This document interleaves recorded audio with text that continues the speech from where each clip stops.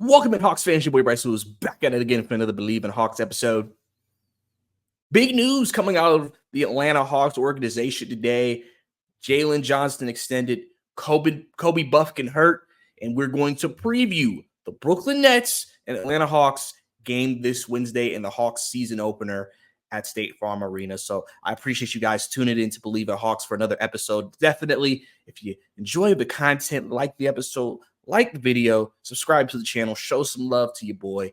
Appreciate all of the support that you guys bring. Obviously, leave comments down below if you have any thoughts about things we talk about in this episode, because obviously love hearing from you guys. And if you listen to the audio, do the same thing. Leave a rating, leave a review, share it with your friends. Let people know there is an Atlanta Hawks podcast that we can listen to, and I'll keep you guys covered throughout the year. So like I said, I appreciate you guys definitely for show. But let's go ahead and dive right into it. Jalen Johnson, a man who people have seen the ascension, has just extended his deal 5 years, no option. He is under the Hawks' control for 5 years, $150 million. That's $30 million a year. Now, first, before I get into what I think of the deal, this is huge and a continuation of what Landry Fields has done.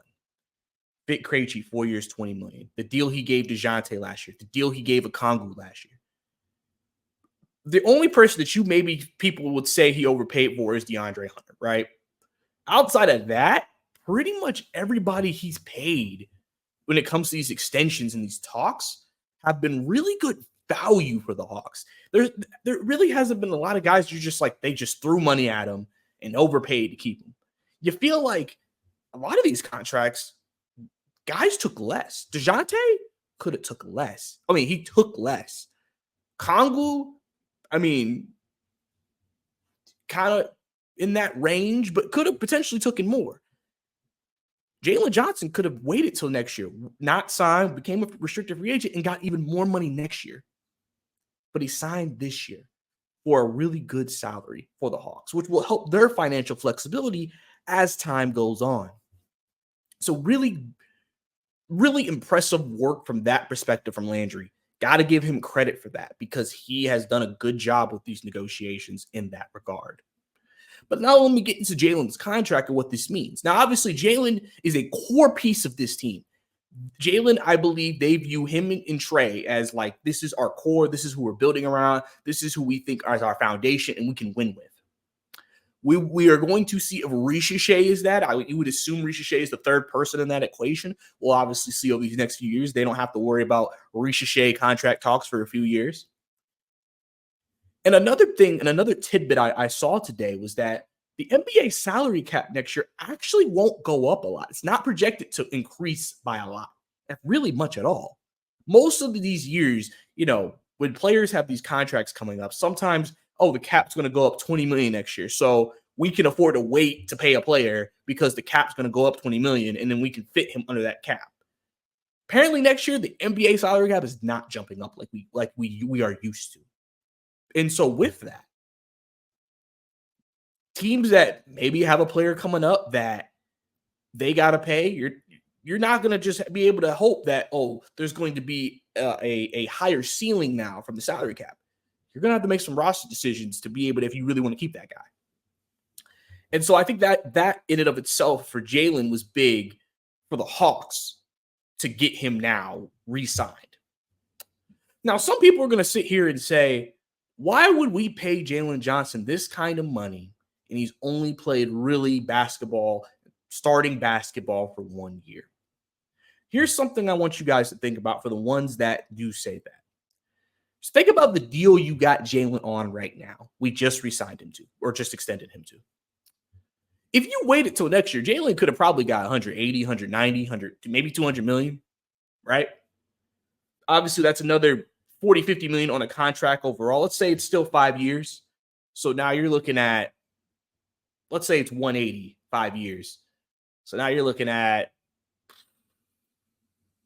you're still looking at a pretty high price, realistically. I don't have the number calculated in my head right now, but it's higher than the 30 million that we're giving him, right?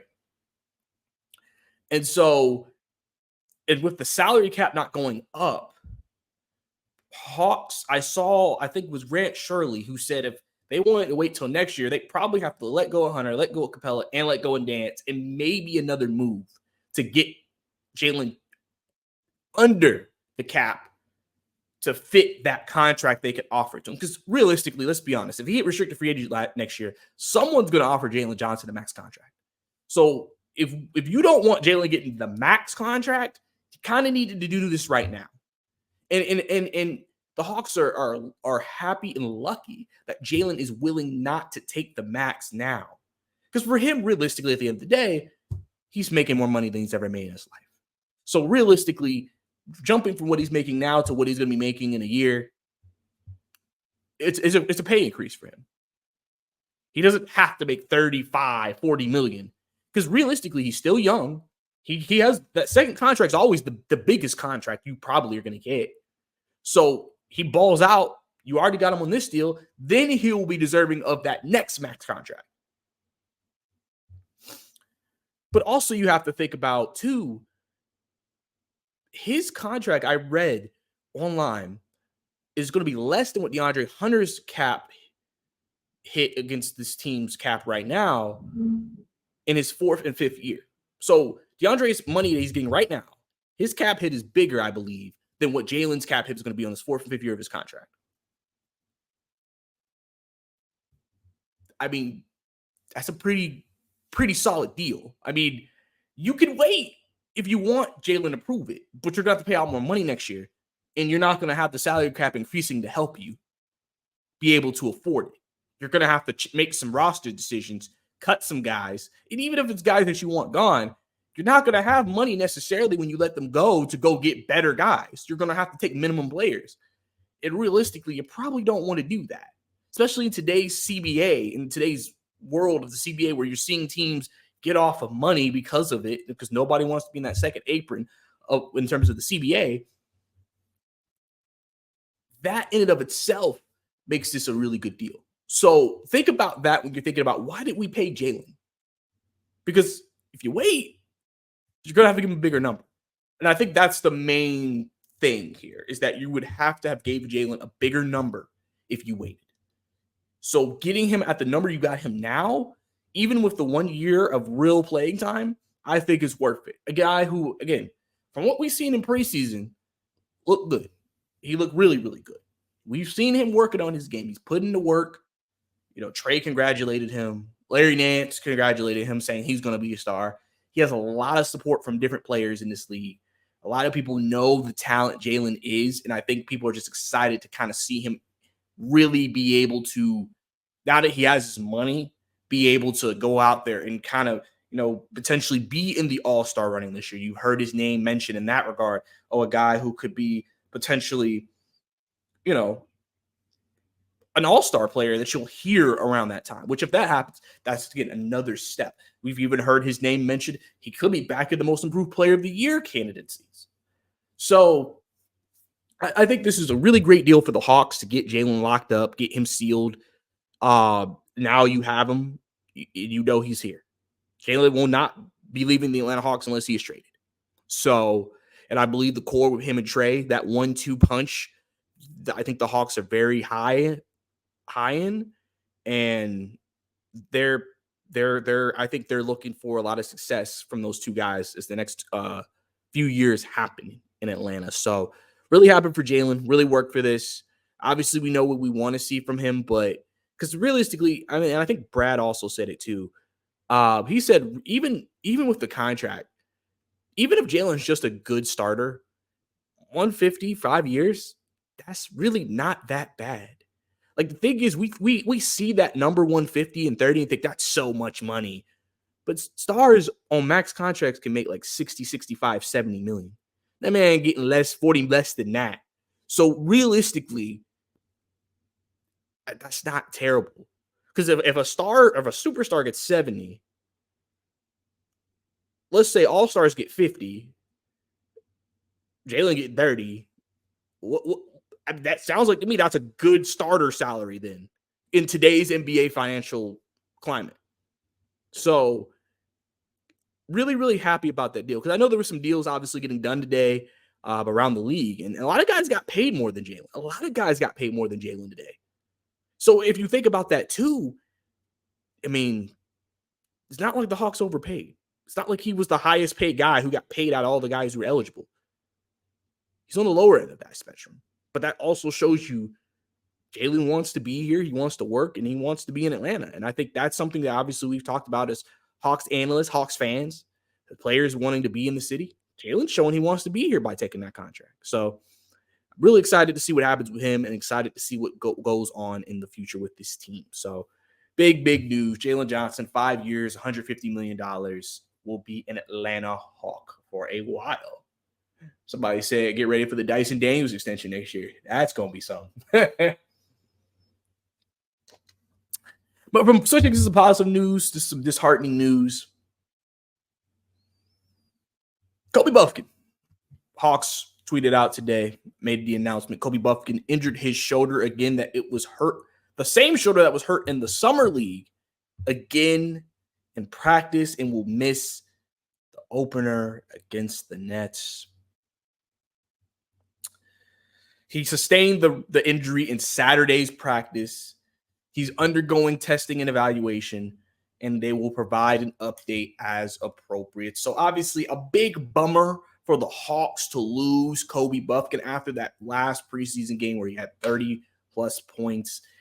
People were, again, excited to see what Kobe looks like going into the year. Obviously, a lot of discussion has been had about Kobe at that backup point guard position. And it sucks that he's having another injury. You hope this does not start a trend where every time he has an opportunity, he gets hurt. Hopefully, again, I don't expect this injury to be major. We'll see when the test gets back. Hopefully, it's an injury that maybe 2-3 weeks, and he'll get back in the lineup. Wish him a speedy recovery. Obviously, like I said, a big bummer for Kobe. But now this presents an interesting question. And I mentioned this on Twitter earlier in the year. If something happens to Kobe or Trey, what's going to happen at that backup point guard position? Because you really don't have a designated number 3, realistically. But you have guys who can play the position. And the two guys you've heard mainly filling that spot while Kobe's out is Vic Krejci and Dyson Daniels. Now, I've said I think the Hawks would rather use Dyson as a 2 and a 3 in most situations and use his playmaking from those spots than from the actual point guard spot. We don't know how much Dyson is actually done running the offense, just because I'm sure that's not something he's, like I said, they're not using him as that like that. I feel like they're probably using him more as, like I said, making plays from the 2 in the 3 spot. And obviously, Vic Krejci is a guy I've always said he's Mr. Emergency Man, can play 1 through 4. So whenever you need him, he can go. And obviously, we know he's a really good passer. So he's a guy who I think a lot of people are excited to see, and maybe in that role being the backup point guard. A lot of people think Vic Krejci will be backup point guard. You also might see some Bogdanovich as well in that role. So my point with that position is when you think about Vic Krejci, obviously defensively you're still going to be good, and you're taller. Like Trey comes off the floor, Vic Krejci comes on the floor. You got a 6'8" guy defending your point guard. So now, like defensively, again, this is also a part of the depth that the Hawks have. They're not losing defense, and now we just only have offense. They are now still having defense, and then you still have a guy who can pass. And there were some times in the preseason they let Vic Krejci run the show a little bit as well. So it'll be interesting, I think, with that backup point guard spot with the injuries to see how the offense of flow is when Trey is out the game. Obviously, that was a question before, but it was like, okay, can Kobe grow into that role? Right now, he's not going to be playing. So now the question is, what can Vic Krejci and Dyson Daniels do in that spot, right? Obviously, this could dictate how Quinn's rotations go, because let's say Trey's going to average, 33, 35 minutes probably a game. So if the offense struggles, does that change? Does that make him have to play 38, 39 minutes? That's a question.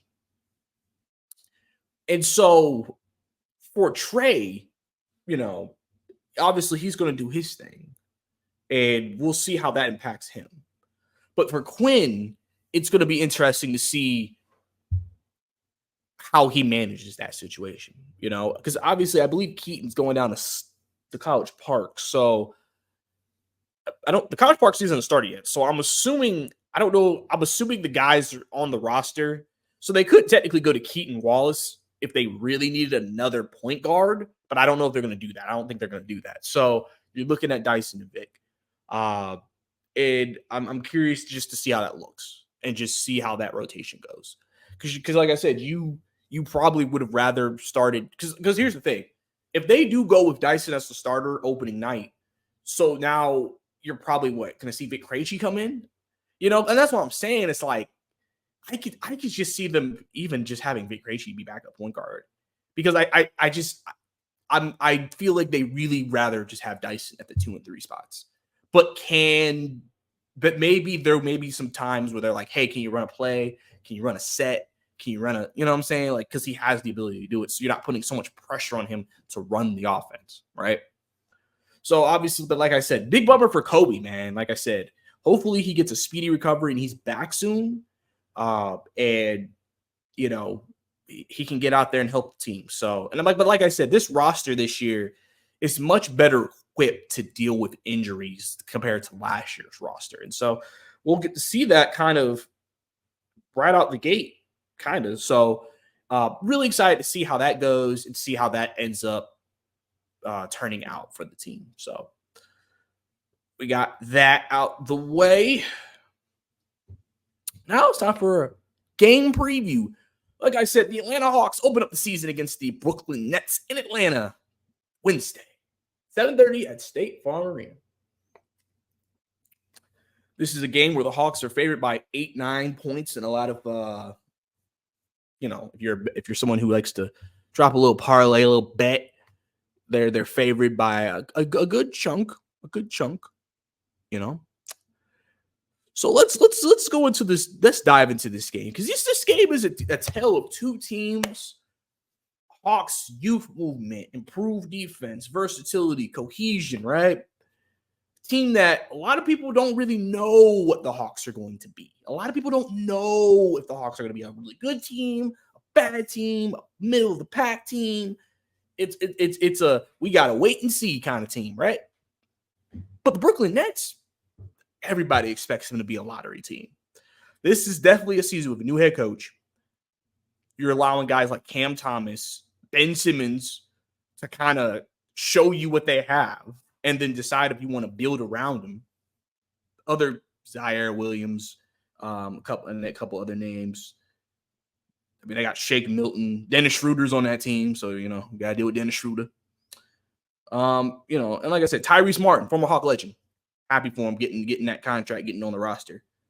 Obviously Nick Claxton and et cetera. So this is a game where a lot of Hawks fans are going into it with the expectation of we should beat the Nets. We should beat the Nets. And I think some people even say we should beat the Nets handily. Like, it shouldn't be that competitive. But every team's going to feel that way against a team that you think is one of the worst teams in the league.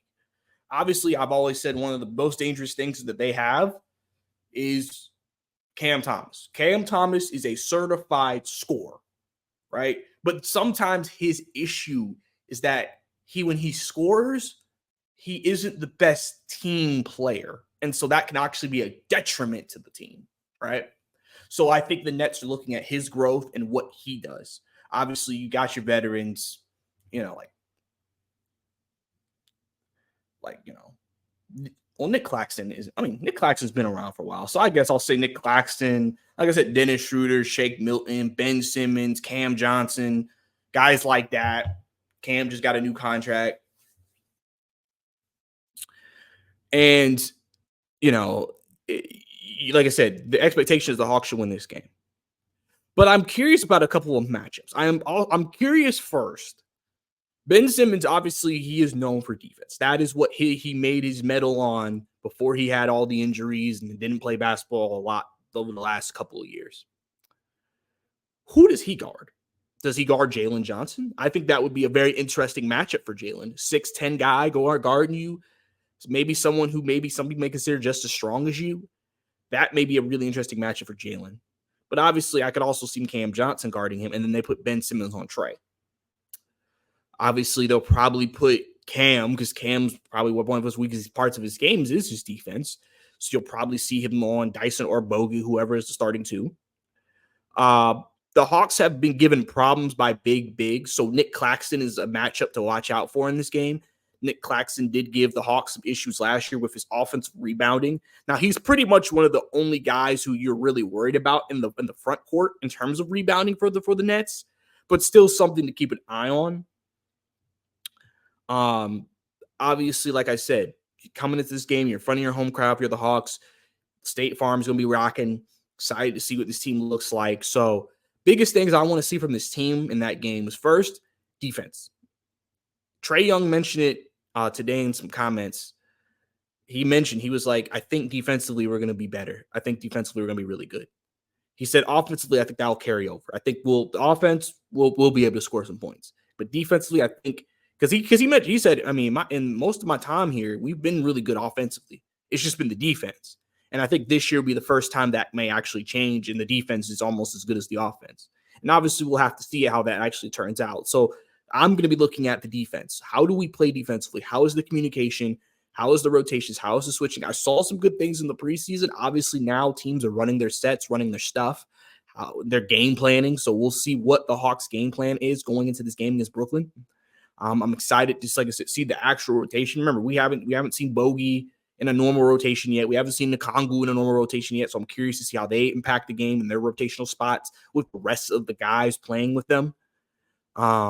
It's interesting to see if Nance might get some run as well, especially with Kongu coming back, still trying to get his win back from being out for so long.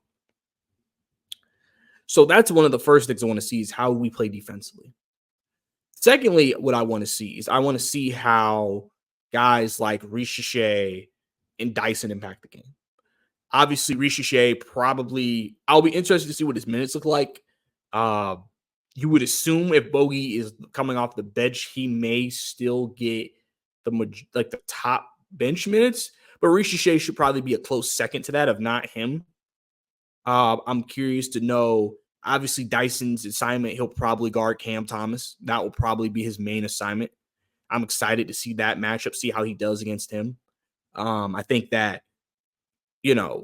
Ricochet, just first regular season game. How do you handle the expectations? You showed us some good things in the preseason. How do you translate that to the regular season? How do you translate that against teams now that are going to start getting tape on you and start kind of game planning for you? Okay, we noticed this. And how do you adjust to that if you're Ricochet? Obviously, like I said, this is the first game. So, it's something that will be looked at as the games go on. But it's something that at the same time, I'm excited, obviously, to see our number 1 overall draft pick and the impact he can make on this game. I'm very excited to see that. And how he's going to be used. He's been used as a 3, 4, some 2. So I'm excited to kind of see what that looks like. Obviously, the battle of the boards. How does, Clint and Okongwu and Jalen, and if they do go with another big battle against Brooklyn's bigs, like I said earlier with Nick Claxton, he's been a bit of a problem for them. This is definitely one of those games where Nick Claxton's athleticism helps him against Clint Capella. But at the same time, Clint also, veteran guy, can kind of, do some things to help get himself rebounds and really kind of, like I said, be dominant on the board, because that's what Clint can still do at this point in his career, is still be a really good rebounder for you. And then also, I'm just curious to see if the continuation of Quinn ball, as people call it, continues. Obviously, the Hawks in the preseasons, a lot of their shots were made off assists. A higher percentage of their shots that were made in the preseason were off assists for the games. So I'm curious to see, does that continue? Because sometimes the Hawks would pass it around, assist, then the ball would stop. Kind of get a little ISO heavy, get a little, whatever, a little stagnant offensively. How does the flow of the offense continue in this game? Are they able to maintain that flow, continue to pass, continue to, obviously, you're going to have spots in the game where you may not have that same offensive rhythm. But, how does that continue against the Brooklyn Nets? Because realistically, like I said, Brooklyn's not expected to be good, and we'll see how that ends up looking when they get out there. But, can the Hawks maintain? Can they maintain a certain level of play? Because remember, if you remember last Hawks season, a lot of games with the Hawks, they play really, really good, and then they just go absolutely cold. And the offense just looks terrible. And I'm curious to know, is that something we're going to see from this team a lot this year? And so I don't think we will to the same extent. Obviously, you're going to have stretches where you can't score. Every team goes through that. All 30 teams are going to go through that. But the Hawks, it felt like it was an occurring occasion game after game after game after game. And that caused them to lose games. So I'm curious to see, what does that look like for the Hawks from an offensive perspective? Can they keep up an offensive flow, a rhythm? How does everybody adapt and play together? How does it is it cohesive like I believe it should be? Is there some kinks in it? Obviously, it's opening night, so you might still have some kinks to work out. But how does that overall team flow look with this Hawks team? And with those things, obviously, I'm projecting the Hawks to beat Brooklyn on Wednesday, and we'll see. And then we'll get into the next game against Charlotte when we get there. But right now, I'm very curious about those things that I've just talked about to see what this team looks like. But if you have definitely thoughts on what you think or what you want to see from the Hawks, definitely leave them down below in the comment section for sure. Definitely want to hear you guys' thoughts on what you think. And then also, if you want to give a prediction and a score, go ahead and do that too. Yes, we're going to talk about here on Believe in Hawks. Obviously, guys, after that game, I'm going to have you guys a post-game podcast episode, so definitely stay tuned for that. Like I said, we got you covered here on Believe in Hawks. But I think that's about it for me today, guys. I hope you enjoyed the episode. Like I said, subscribe to the channel, like the video. Audio people, like leave a rating, leave a review, tell your friends about it, get more listeners. Hey, listen, if you can't watch me video-wise, do not be afraid to listen to the audio, bro. Any support from any platform helps me out, man. So definitely appreciate you guys for showing. Also, if you want to follow me on social media, follow me on Twitter, Bricey_2K, BRICEY_2K. So I think that's about to wrap it up for me, guys. Appreciate you guys tuning in to Believe the Hawks episode. It's your boy Bryce Lewis. See you next time.